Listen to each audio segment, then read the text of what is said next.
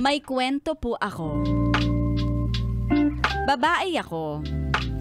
Attracted po ako sa mga lalaki 10 years and above na mas matanda kesa sa akin.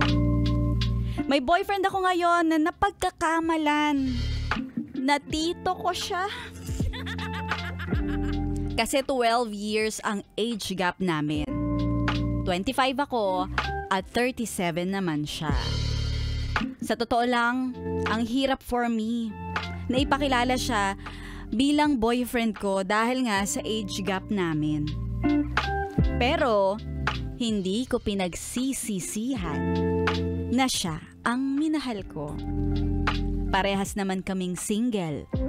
Walang sabit. Hindi suwabe. Ay, sabi. Feeling ko nga naka-jackpot ako. Dahil yung boyfriend ko, matalino, matino, at loyal.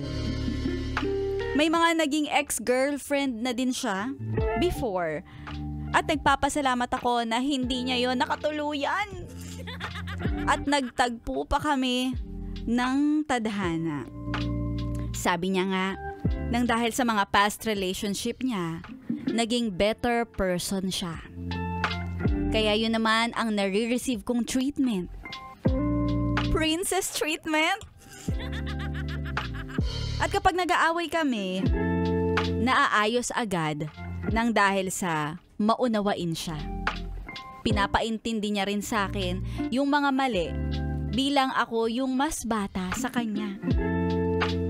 Sana nga ganito at hindi na lang dahil nagkakaayos dahil gusto lang ng chururut barurut.